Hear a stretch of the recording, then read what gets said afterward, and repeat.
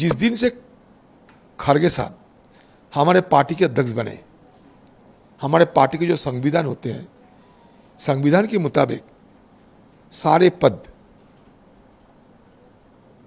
जिसको कहते हैं कि टेम्पोररी बन जाते हैं, अस्थाई हो जाते हैं। उस विषय को अगर सामने रखे तो जिस दिन से खारगे साहब पद संभाले उसी दिन से सारे देश में सारे पद अस्थाई हो गए। मैं भी अस्थाई हो चुके थे।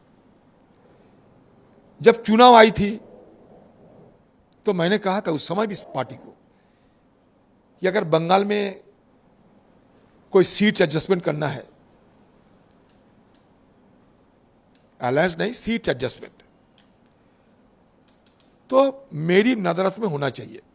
अगर मेरी उपस्थिति रहेगी तो बंगाल की जो सत्तारूढ़ पार्टी है वो कुछ नहीं मानेगी। आप लोग तय करो। मुझे नजरत होते हुए अगर चर्चा किया जाए तो पार्टी के लिए बेहतर होगी। पता नहीं उसके बाद सब जानते हैं क्या हुआ नहीं हुआ।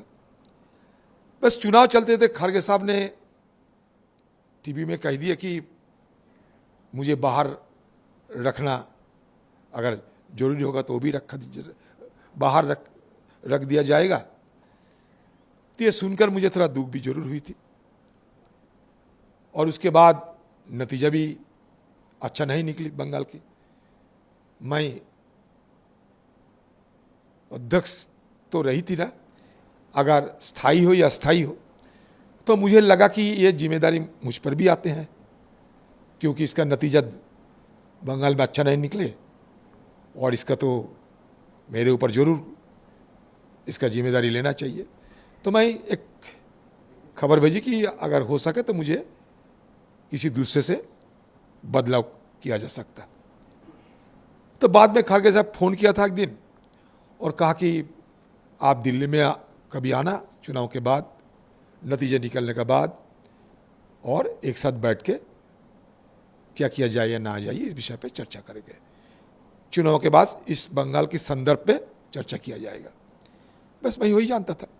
फिर बीच में एआईसीसी की तरफ से मुझे एक संदेश भेजा गया कि आप बंगाल के सारे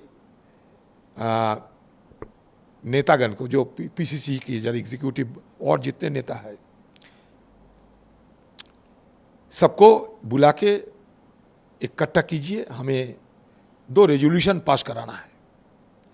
उसी मुताबिक मेरा ही अध्यक्षता में बंगाल में जितने हमारे नेतागण हैं सबको बुला के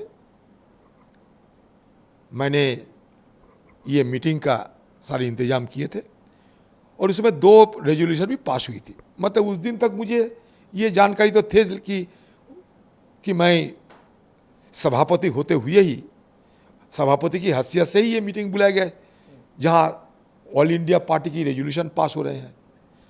बस फिर कल आए, बुलाया गया, फिर कल गए थे एआईसीसी में। तो आपस में हम लोग गपशप मार रहे थे। अचानक ये मीर और बोलने लगे कि, एड्रेस करने लगे कि हम सब एक के बाद एक करके वेणुगोपाल जी से मुलाकात करेंगे।